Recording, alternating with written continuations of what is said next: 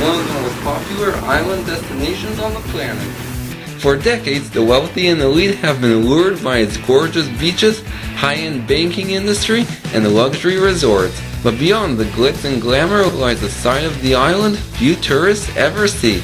An island full of forgotten history, lost worlds, amazing wildlife, and some of the friendliest people you'll ever meet. Welcome to Grand Cayman! The Caymans are an archipelago of 3 tiny islands situated in the Western Caribbean, about 180 miles south of Cuba and 190 miles west of Jamaica. On this adventure, I'll be exploring Grand Cayman, the largest and most populous of the 3 islands. The island totals just 76 square miles, making it one of the smallest in the Caribbean. But despite its tiny size, the island offers a wide range of sights and ecosystems. My journey will take me from sandy beaches to tropical marshlands and limestone caverns.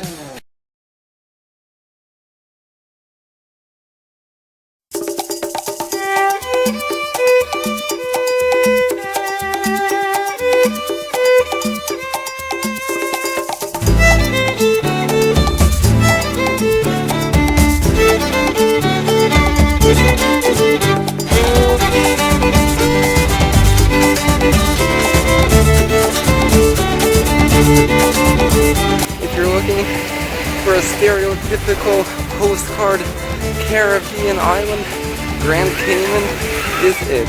Discovered by Christopher Columbus in 1503, the Cayman Islands were originally named Las Tortugas, after the large abundance of turtles found on the island. A few decades later, they were renamed the Cayman Islands, after the Cayman crocodiles that inhabited them. But due to lack of resources, the islands were never fought over. No immediate colonization took place.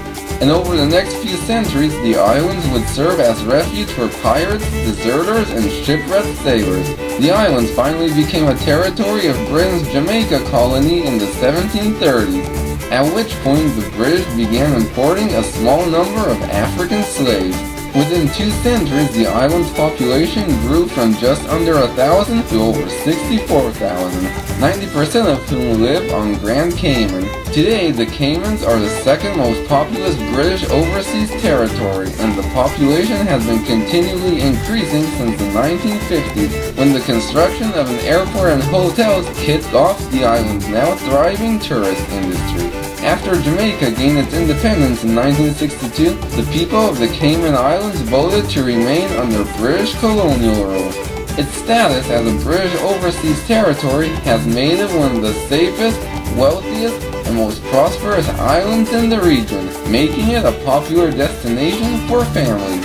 Status as a tax-free territory has also drawn in a large number of wealthy investors from across the world. Today, Grand Cayman is the 5th largest financial center on the planet. There are more banks per square mile than anywhere else on Earth. Over the past few decades, the island has gained a reputation as being a playground for the wealthy and elite, making it one of the world's top destinations for luxury travel. Luxury mansions line beachfront property, including those of celebrities like Tom Cruise and Justin Bieber. And you won't find any crappy hotels on this island. These factors have made the island amongst the top 10 most expensive destinations on Earth. For this reason, out of the nearly 2 million tourists who visit Grand Cayman each year, 1.5 million arrive by cruise ship. In fact, during peak season, there are more cruisers than locals. Recently, however, more tourists have begun flocking here in summer due to cheaper rates and smaller crowds. And to be completely honest, this was probably the last island on my Caribbean wish list. It was just one of those places I knew I would never visit unless some strange force summoned me here. And that strange force came just a couple of days ago. Here I am. Now, I'm the kind of person who hates absolutely everything having to do with luxury. Believe it or not, I don't even like to fly first class, and I normally try to avoid luxury destinations like this at all costs. All that being said, those of you who have seen my other Caribbean travel videos already know what to expect. And no, there won't be any Stingray City on this trip. So get ready to see a different side of Grand Cayman. My journey begins at the Owen Roberts International Airport. Oh, check this out, this is cool. We've just arrived at the airport in Grand Cayman, and right here they have this small exhibit of Caymanian artifacts. A nice little introduction to the island.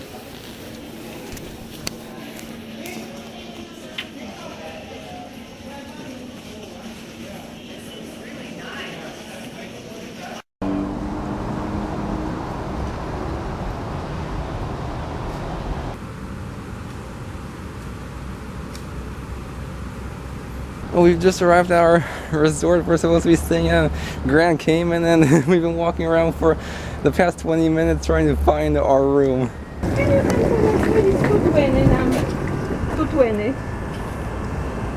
That's your room number? Yeah. That's way back over there. Up there? Way back over there? That's way back over the hotel spot there. This is different than your businesses and stuff. Oh, really? She told for us very swimming pool.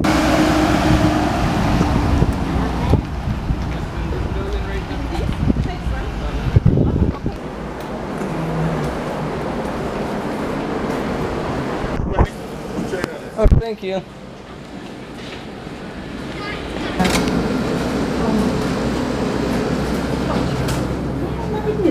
Oh man, oh. Oh man, yeah. Oh man, nice. Oh, we finally found it. Oh man. Oh man, nice. Oh man, 2 TVs. Oh man.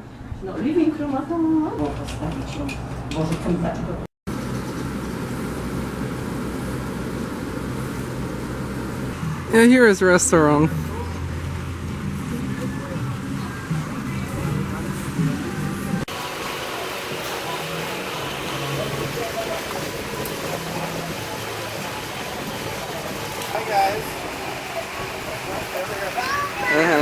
One thing you'll quickly notice about Grand Cayman is that the island is very multicultural. There are people here from all over the world, and this has had a great influence on the island's food.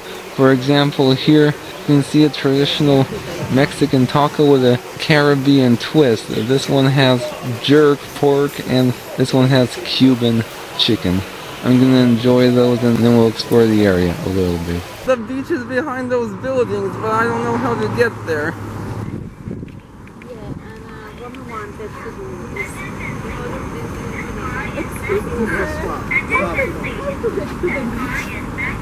To the public beach? Yeah. Yeah, you can go to the hotel and go to the beach, yeah.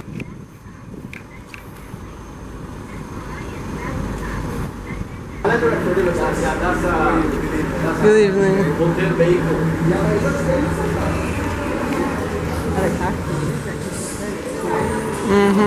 Oh.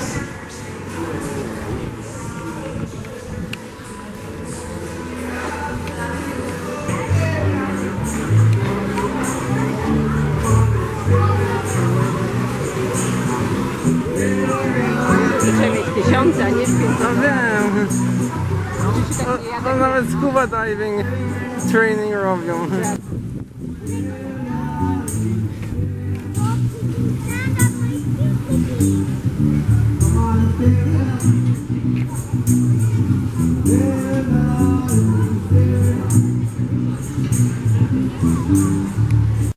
Gdzieś zaobadała. Chcesz zobaczyć kawałek takowy? I guess.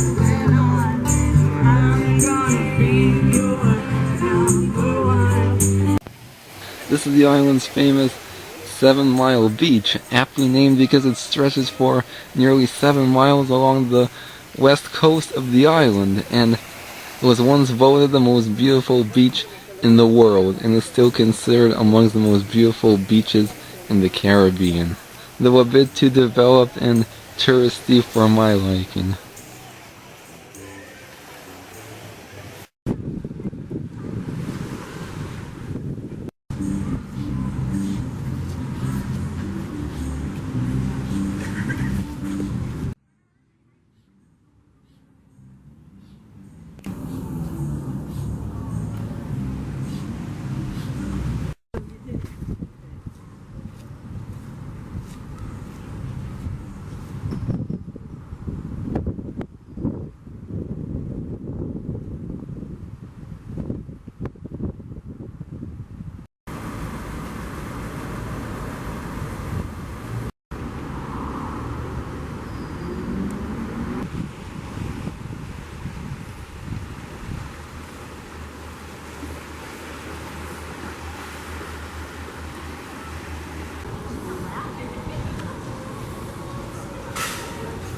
Now, the majority of tourists are overcome with a sense of happiness and joy the moment they step foot on any Caribbean island, and on all my previous visits to this region, I felt exactly the same. However, seeing all these modern buildings and all-inclusive resorts is actually making me feel depressed, because this isn't usually the kind of stuff I travel for. At least on the other islands, even in the tourist zone, I was able to find authentic local culture, but here that's not the case. I guess this is what Grand Cayman is all about. But if the entire island ends up being like this, then coming here was a waste of time and money. So I'm really hoping that I didn't just make the biggest travel mistake of my life. Good morning. So, as you could tell, yesterday I wasn't too thrilled about being in this location.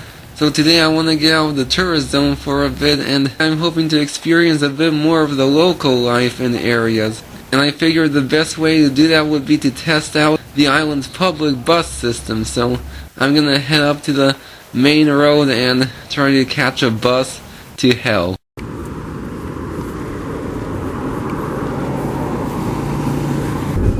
One stop.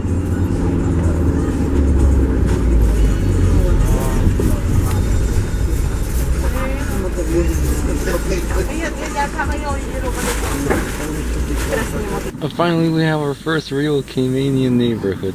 This is much better.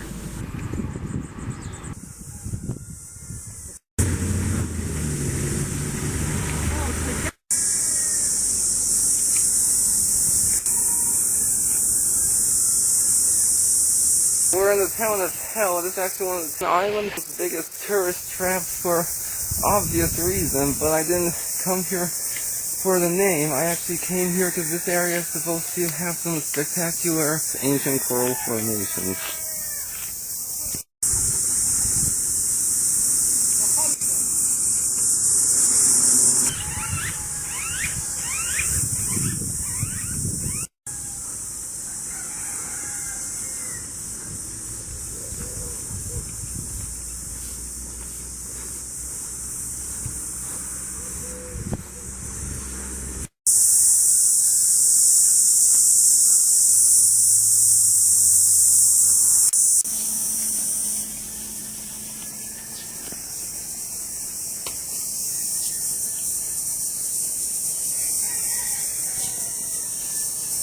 Oh wow, this is it. This is hell. It's a bit nicer than the actual hell, but right here below me we have the remains of an old coral reef, and you can see sort of form these jagged limestone formations. Basically nothing can live or grow in this area. Also, if you probably cut yourself on these things, you wouldn't survive.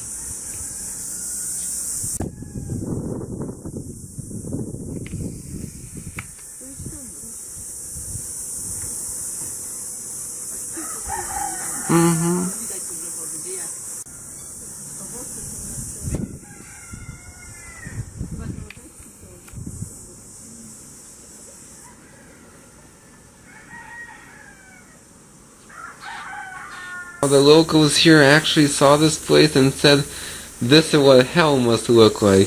The name stuck, and the locals here now make a living selling hilarious hell tourist trinkets. Oh, this is what hell looks like. Isn't such a terrible place. Even though this is kind of a tourist trap, you can see that this area is much more local and traditional than 7 Mile. So this is one tourist trap that was actually worth visiting. Hello.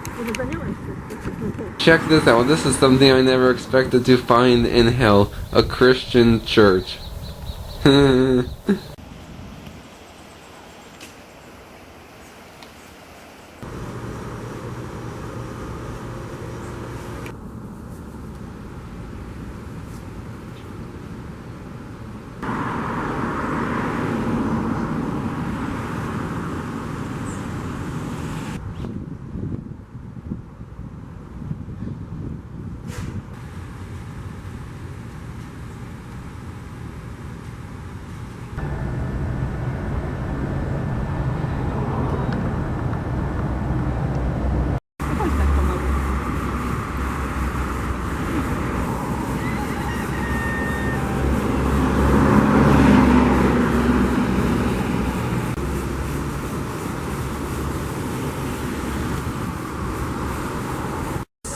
Here's a plant not typically associated with the Caribbean, a pine tree.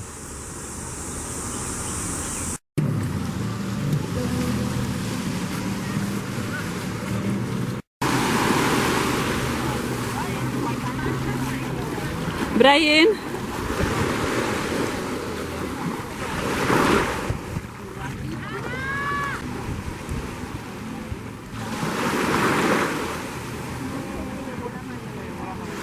I like this section of the beach a lot better. It's a lot quieter, less developed, and there are more locals here than tourists.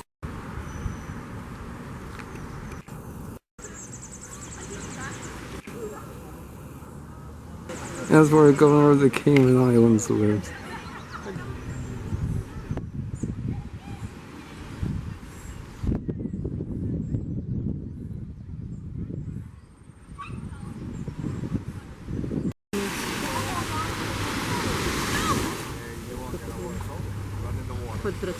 Second night in Grand Cayman. Tonight we're gonna try one of the restaurants in town. Tonight we're dining at the island's iconic Legends Bar and Grill, aptly named because of the many legendary celebrities who have dined here.